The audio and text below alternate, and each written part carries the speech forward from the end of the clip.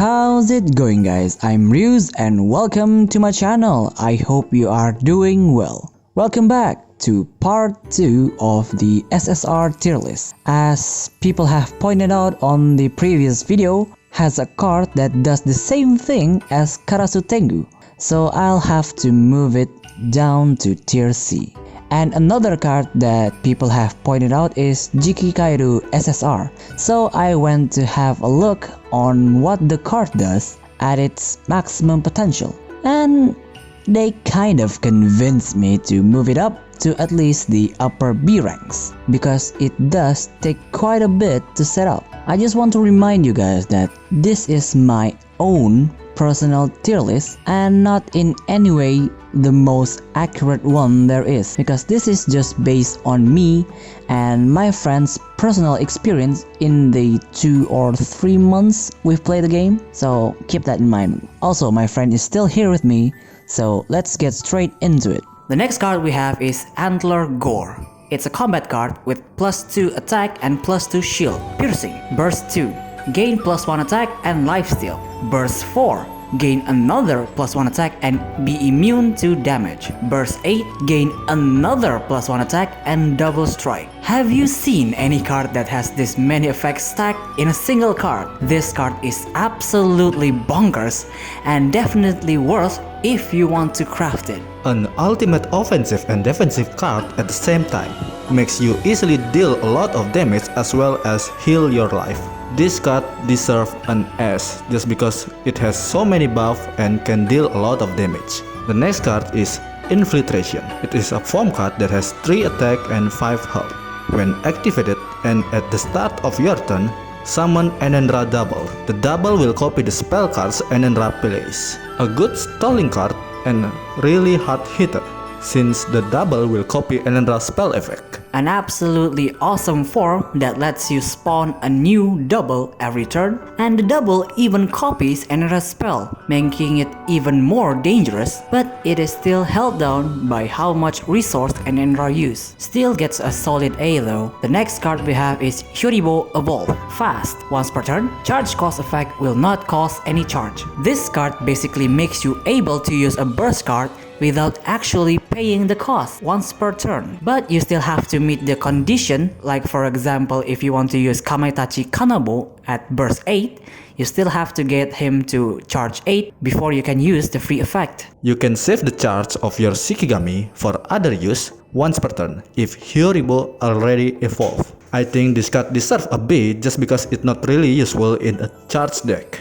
The next card is Kamatachi Evo. It has stat boost +1 attack and +1 health. Kamatachi can use 3 charge to assault when you have no orbs and assault attempt. A free assault by using the charge is very good, especially if you manage to hit player 3 times using Kamatachi. It will give you free 4th assault thanks to the Kamatachi basic ability that gain 1 charge when hit the player. I think this card deserves a B just because Kamatachi really want to safeguard their charge to use Ichitaro Kanabo card. A decent finisher card in my opinion. If you have a full 9 to 10 charge, I think you can go for 3 to 4 attacks using this effect. The next card we have is my favorite card in the game, Radius Path. It's a combat card with -1 attack, +2 shield, piercing, and double strike, but it gains crit when attacking Shikigami with Fragile. Suzuka Gozen is gorgeous, and that's a good enough reason for me to like this card, aside from the fact that this card is actually insane. This card can be a game ender card with very easy setup in fragile aggro deck. All you need before using this card into its maximum damage is to give opponent Shikigami in combat zone a lot of fragile and if possible reduce its health as low as possible. This powerful card deserves S tier. The next card we have is Scarlet Moon.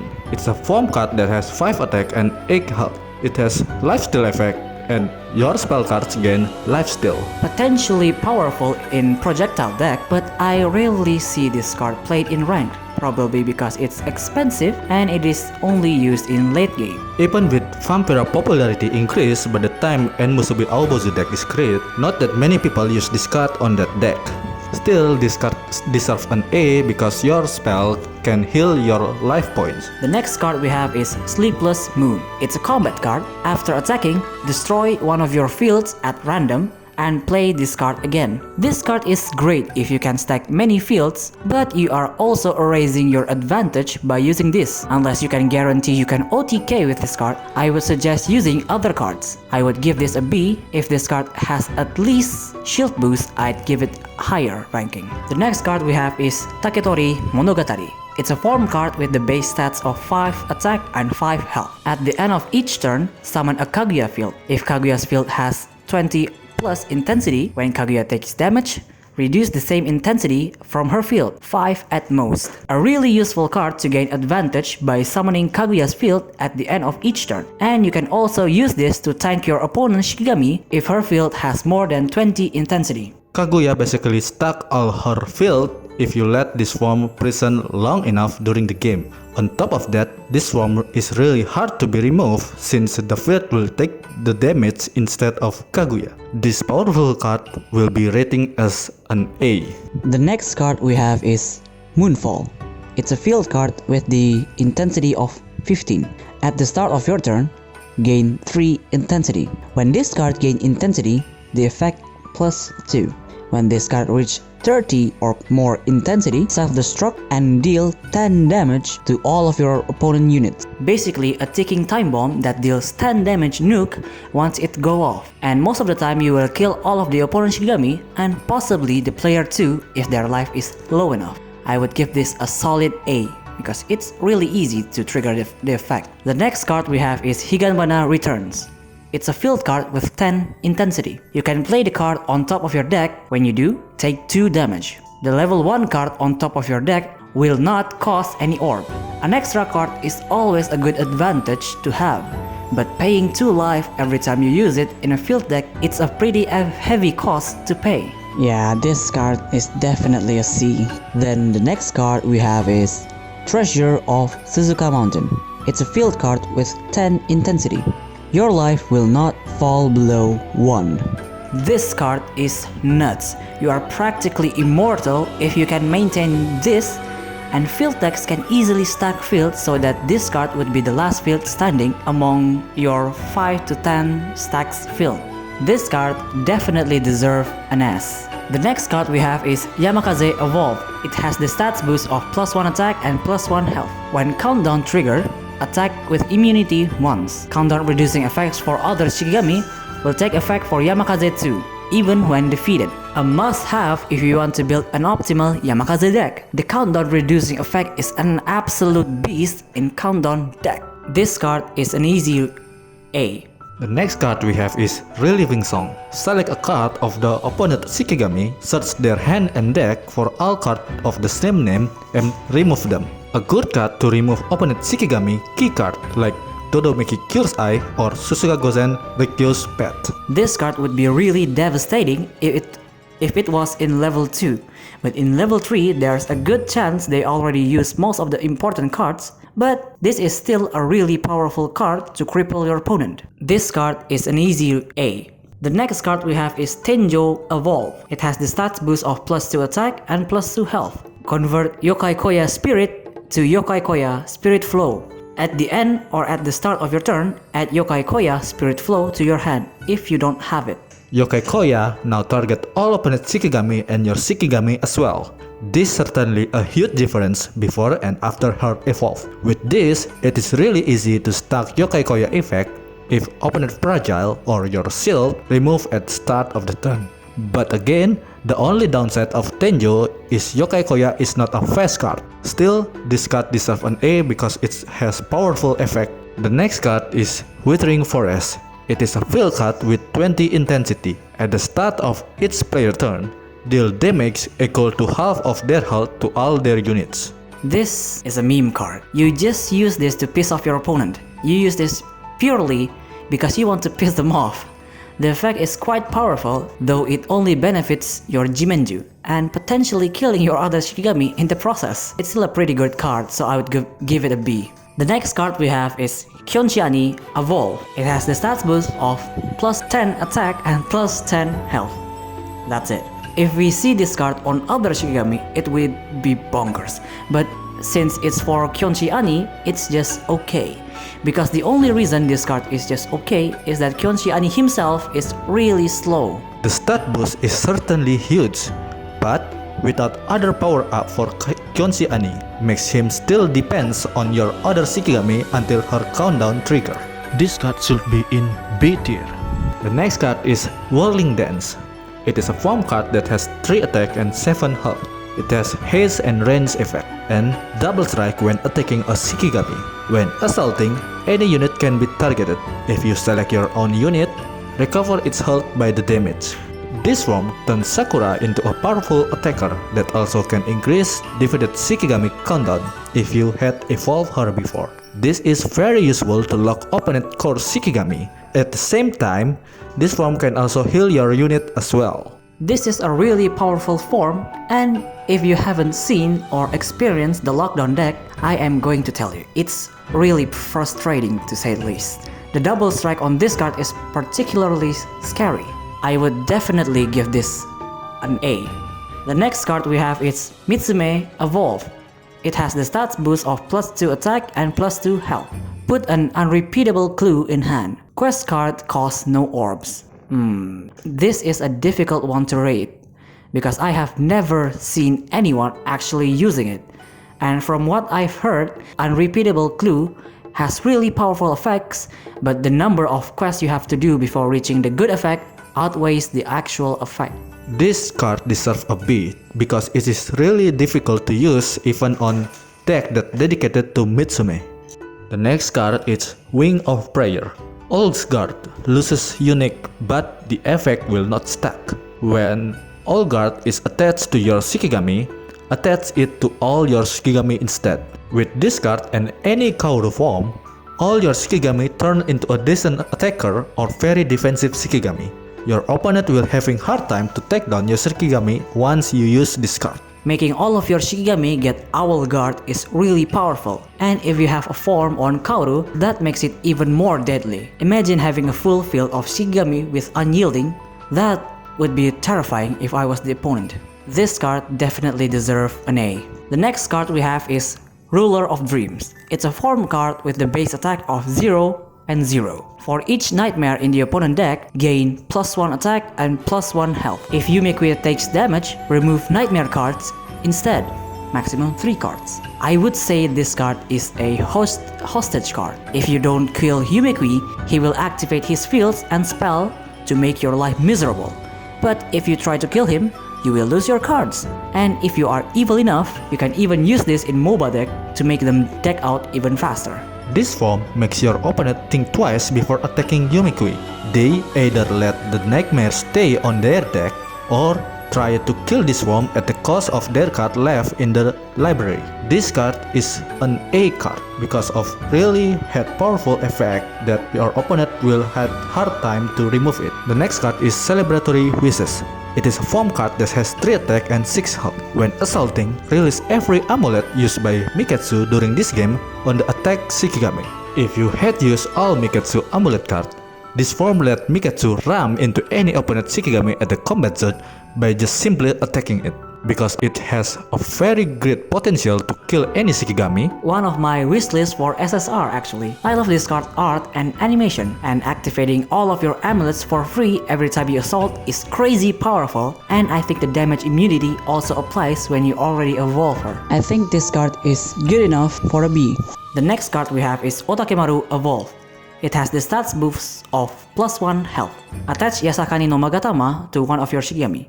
Magatama effect will be doubled when attached to Otakemaru. When a Shikigami with Magatama defeats a Shikigami, Magatama effect +1. That's a lot of words for a card that does so little. I mean that it has the potential to be really powerful, but at the same time it is really slow and not really worth it for an SSR. First of all, it's pretty hard to attach Yasakani no Magatama to your other Shikigami without Otakemaru's second grade form. Therefore, this evolve is really a selfish card that can only benefit Otakemaru alone. Because of this card isn't really needed when playing Otakemaru, this card deserves a C. Next card we had is Onikiri Evolve. It has stat boost +1 attack and +1 health. Add a combat card of Onikiri. Onikiri combat cards gain fast. Onikiri itself is already hard to deal with, and now his Oni Slash can be stuck until its use, makes almost all your opponent move during their turn seems a wrong move. For some reason, this card doesn't mention that his Oni Slash can stack after you evolve him. That aside, this is a really powerful card,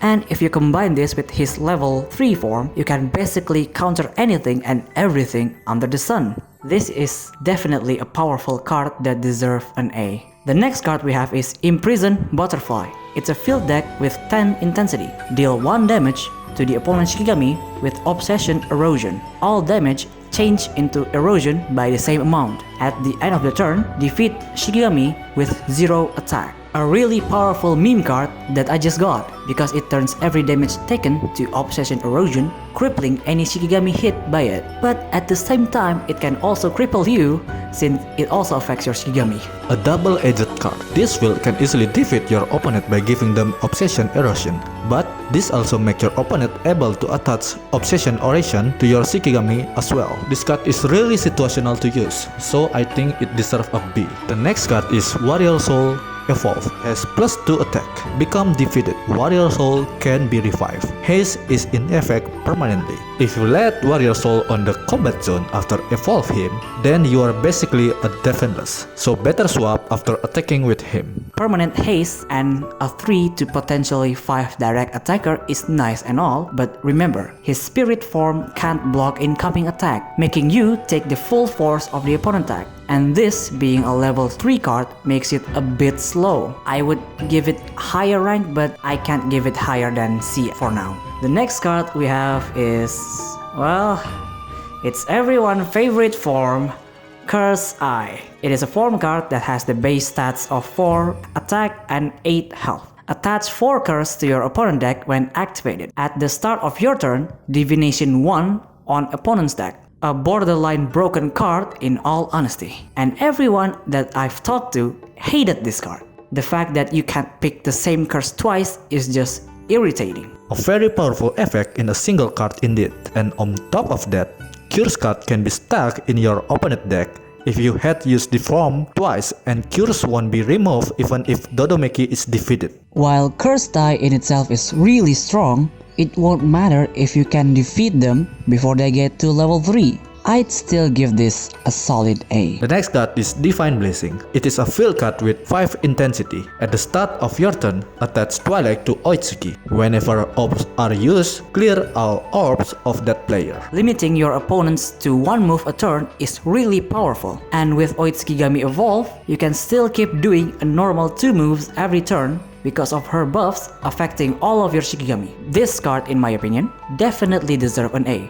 Not just because I like Oitsukigami. The next card we have is Swamp Chronicle. It's a form card with a base attack of 8 health and 8 attack. It has Unyielding. Enhance. If your dice roll is higher than 50, gain +4 attack and +4 attack. If it's higher than 100, gain another +4 attack and +4 health, and also Piercing. This card takes a bit long to set up, but facing a Shikigami with 16 attack and 16 health with Piercing and Unyielding is not a joke. Its base stats is already pretty high and attached with Unyielding, so it is fine if you don't aim at the enhanced ability. This card deserves a B because it takes time to aim for the enhanced ability. The next card is Saturate Moon. It is a form card that has 7 attack and 7 health.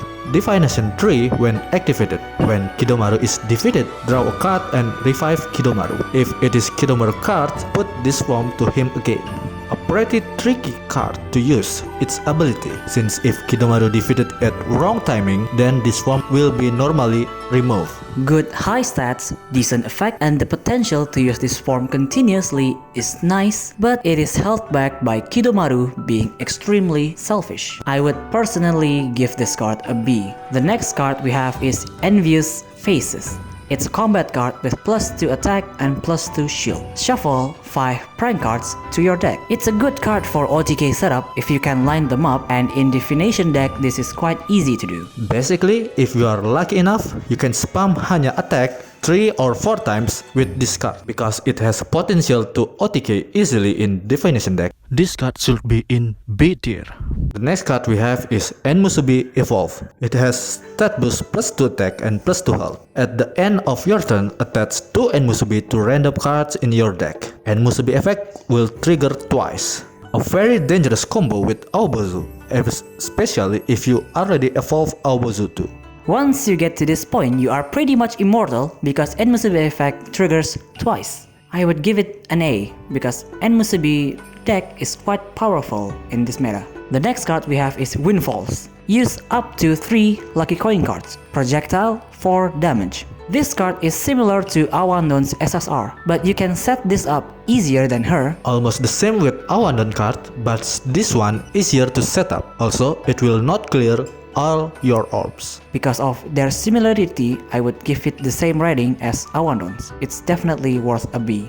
And the last SSR card in the game currently is Death Sentence. It is a form card that has 6 attack and 5 health. It is fast, fatal, and first move. At the end of turn, switch to Shiromujo, and Shiromujo gains +1 shield for every charge Kuro has. An absolutely powerful form that can defeat all Shikigami, Shiro Kurumujo or attacking. An absolutely powerful form that synergizes really well with their gimmick. And if you manage to evolve Shiromujo too, this card makes them almost immortal because they switch back every turn. This card is definitely worth an A, and that will be it for my tier list. Also, I've been getting some comment notification on my channel, but when I check it out, the comment doesn't show up on the video. So far, there's 2 people that's affected by this. If anyone knows the cause, let me know down in the comments. As usual, if you have any kinds of suggestions or feedback, leave it down in the comments and see you next video. Bye!